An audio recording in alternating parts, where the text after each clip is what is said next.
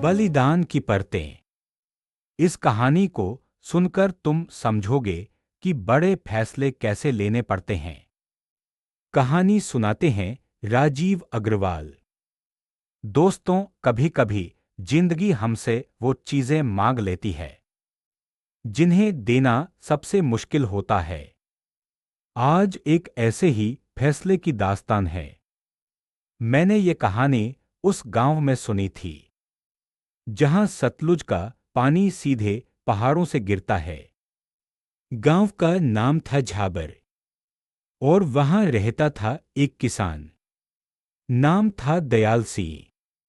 दयाल के घर में थे बूढ़े माँ बाप, पत्नी गुलाबो और दो बेटे।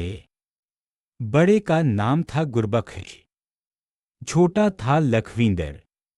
गुरबख्श 20 का था, लखविंदर अभी 16 का ही हुआ था।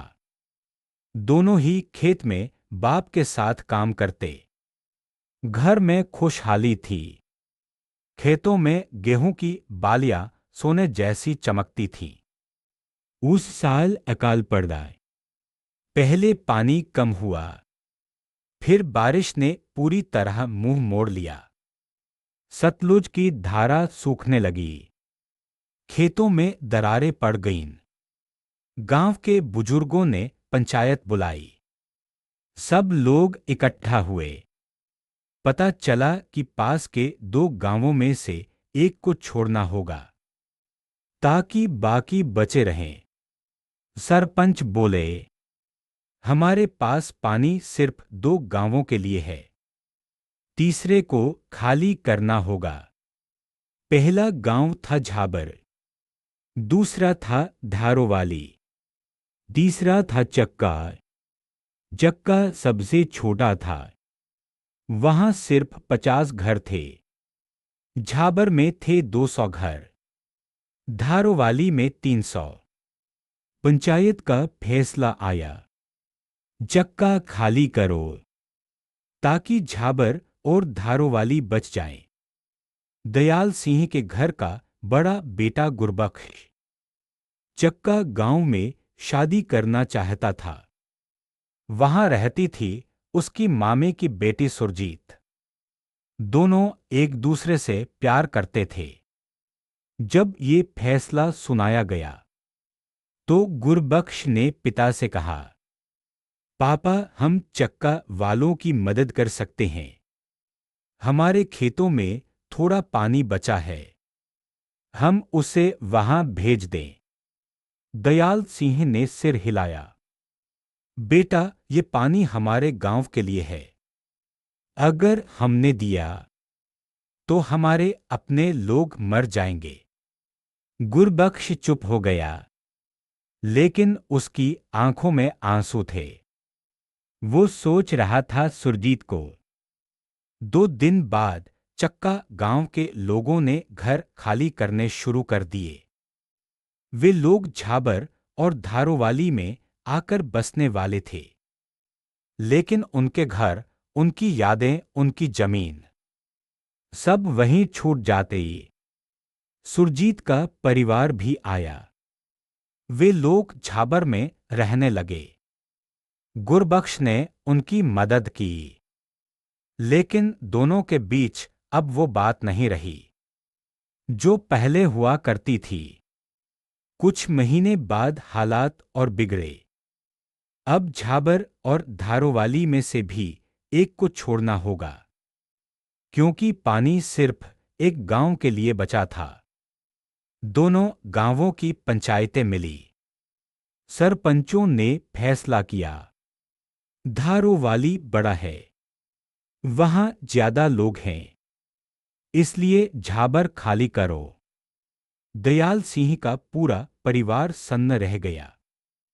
उनका घर, उनकी जमीन, उनकी यादें सब झाबर में थी।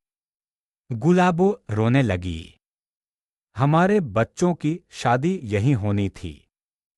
हमारे बूढ़े माँ बाप की अस्थियां यहीं विसर्जित हुई थीं। अब हमें ये सब छोड़ना होगा। दयाल सिंह ने पत्नी का हाथ थामा। जानती हो गुलाबो, हमारे छोड़ने से 500 घर बच जाएंगे। हमारे गांव के सारे लोग धारोवाली में आकर बसेंगे। हमें ये बलिदान देना होगा। गुरबख्श ने पिता से कहा, पापा, हमारा गांव तो छूट जाएगा, लेकिन हमारी जाति, हमारा कुल, हमारी पहचान, वो तो साथ आएगी ना। दयाल सिंह ने बेटे के कंधे पर हाथ रखा। बेटा, कुल तो लोग बनाते हैं। जब लोग बचेंगे तभी तो कुल बचेगा। झाबर गांव के लोगों ने अपने घर खाली करने शुरू कर दिए। धारोवाली में उनके लिए जगह बनाई गई। दयाल सिंह का परिवार भी वहां आकर बस गया। सुरजीत का परिवार पहले ही झाबर में था। अब दोनों परिवार धारोवाली में एक साथ रहने लगे। गुरबख्श और सुरजीत की शादी हो गई, लेकिन दोनों के मन में एक अजीब सी खालीपन थी। साल भर बाद देश में युद्ध छिड़ गया। सीमाओं पर तनाव बढ़ा। सरकार ने फैसला किया कि सीमावर्ती गांवों को खाली करना होगा। धारोवाली भी उनमें से एक था। इस बार पूरे देश की बात थी। सैनिकों को रास्ता देना था ताकि वे आगे बढ़ सकें, दुश्मन को रोका जा सके। लेकिन धारोवाली के लोगों ने मना कर दिया। हम यहां पीढ़ियों से रह रहे हैं, हम अपनी जमीन नहीं छोड़ेंगे। सरकार ने कहा, अगर आप लोग नहीं गए तो देश को भारी नुकसान हो सकता है। इससे पूरे देश की सुरक्षा खतरे में पड़ जाएगी। दयाल सिंह अब बूढ़ा हो चला था। उसने गांव के लोगों को इकट्ठा किया। साथियों, हमने अपना गांव एक बार छोड़ा था। तब हमने सोचा था कि हम अपने कुल को बचा रहे हैं।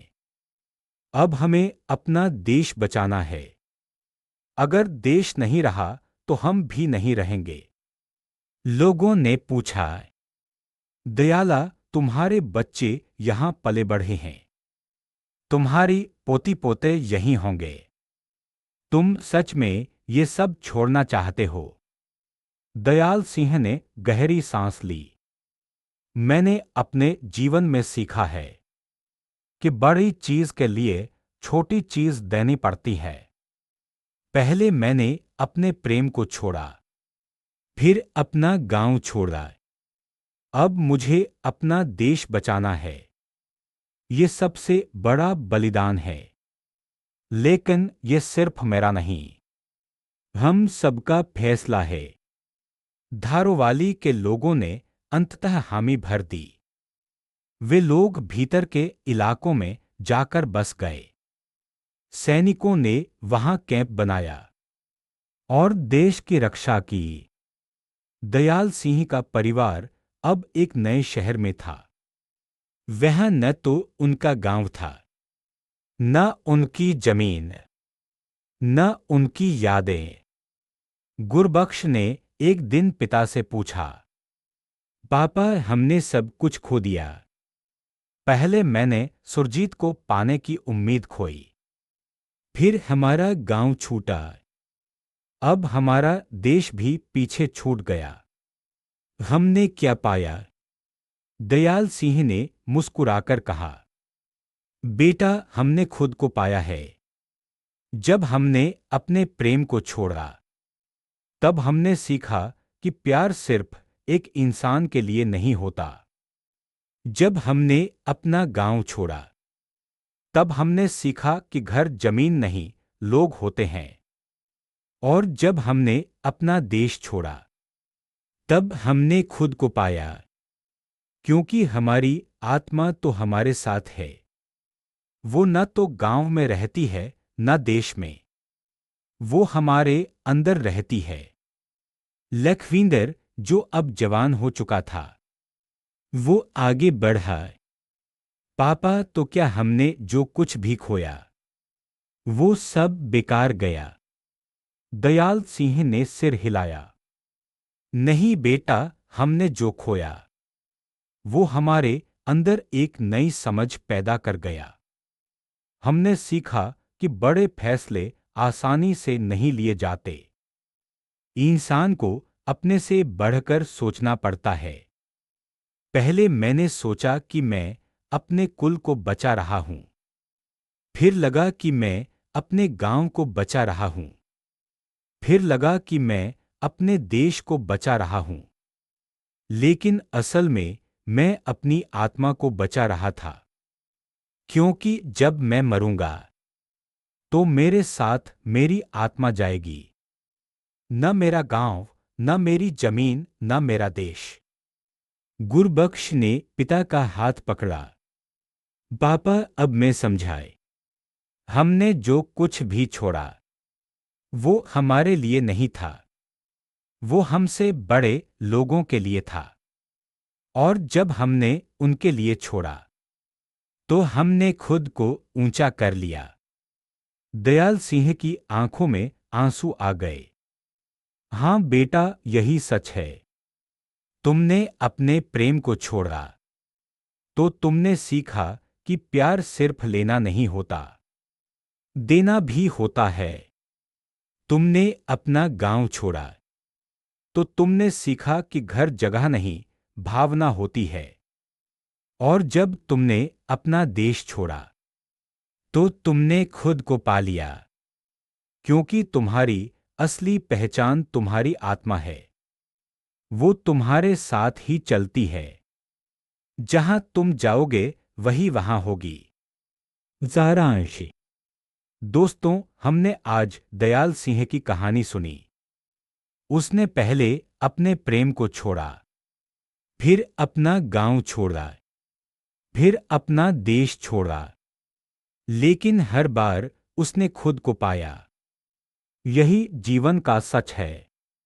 जब हम छोटी चीजें छोड़ते हैं तो हम बड़ी चीजें पाते हैं।